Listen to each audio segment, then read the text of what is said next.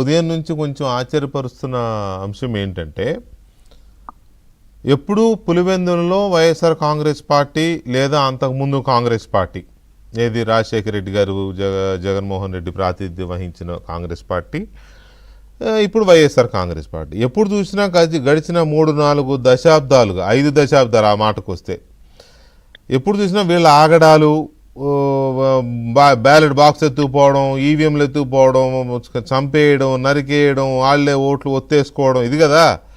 So ఇవాళ నాకు అర్థమైంది అయితే ఎక్కువ అవి జరగకుండా పోలీసులు వాళ్ళని కొంతవరకు కంట్రోల్ చేయగలిగారు. ఆ పోలీసులు వాళ్ళని కంట్రోల్ చేసిన దాన్ని పోలీసులు టీడీపీతో కుమ్మక్కయ్యారు అనే రకంగా పిక్చరైజ్ చేయడంలో ఎక్కువ కాన్సన్ట్రేట్ చేస్తున్నారేమో వైసీపీ ఫోర్సెస్ అనేది ఒకటి అనబడుతోంది. మీ అబ్జర్వేషన్ ఏంటి? వాళ్ళని కంట్రోల్ చేయడం అనేది పోలీసులు యువతల వాళ్ళని సపోర్ట్ చేసినట్టుగా అవుతుందా, ప్రజలను సపోర్ట్ చేసినట్టు అవుతుందా? అంటే ఇప్పుడు పులివెందుల వరకు వచ్చినప్పుడు తెలుగుదేశం కూడా ప్రతిఘటన ఇచ్చే పరిస్థితులు గతంలో లేదండి. లేదు, కరెక్టే. గతమంతా కూడా వాళ్ళ ఆధిపత్యంలోనే జరిగేది. ఎవరు జగన్మోహన్ రెడ్డి, వాళ్ళ ఫాదర్ రాజశేఖర రెడ్డి గారు లేదా వివేకానంద రెడ్డి గారు లేకపోతే వాళ్ళ కుటుంబాలు వీళ్ళ ఆధిపత్యంలోనే ఎన్నికలు జరిగేటివి. దాదాపు ఏమంటే ఇక ఇంకోరు నిలబడి ప్రతిఘటించేటువంటి వాతావరణం లేదు పులివెందు. అంతో ఎంతో వేంపల్లెలో ఆ వాతావరణం ఉండింది, సింహాద్రిపురంలో వేంపల్లిలో ఇట్లా కొంత వాతావరణం ఉండింది. ఇప్పుడు ఈ ఎన్నికలు జరిగేటువంటి పరిస్థితుల్లో ఇదేనండి, ఇప్పుడు గ్రిప్ పోయింది సార్ పబ్లిక్ మీద.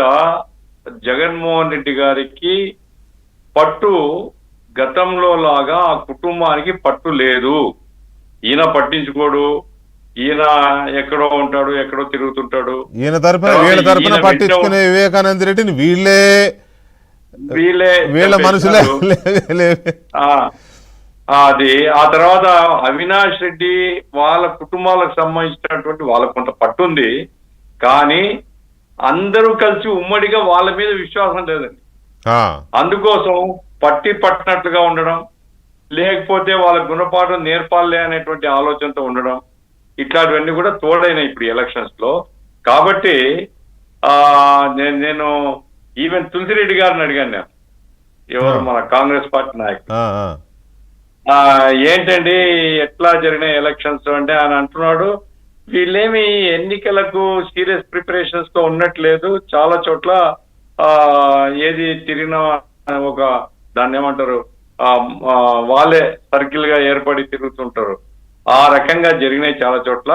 అంటే నేను అన్నాను, పోలింగ్ ఏజెంట్స్ ఉంటారు కదా, పోలింగ్ ఏజెంట్స్ కు హక్కు ఉంటుంది కదా, అబ్జెక్ట్ చేస్తారు కదా. అవును, మరి వాళ్ళకు స్ట్రాంగ్ బేస్ ఉంది కదా అక్కడ. పోలింగ్ ఏజెంట్స్ ఏం చేస్తారంటే అది కూడా పెట్టుకోలేకపోయినారు కొన్ని చోట్ల. వీళ్ళు ఏమంటే పోలీసు వాళ్ళతో భయపించినారు అనేసి ఆయన అభిప్రాయం. ఏమైనప్పటికీ పట్టు తప్పుతుందండి. పట్టు కనుక ఉంటే పోలీసు వాళ్ళు ఏం చేస్తారు? అంతే కదా. పోలీసులు కానీ ఇతరులు కానీ ఏం చేస్తారు? పట్టు ఉంటే. పట్టు అంటే కేవలం డామినేషన్. ఇప్పుడు ఆయన చెప్పిన లక్ష్మణ్ గారు చెప్పినటువంటి ఎస్టీ కాలనీ కాదు.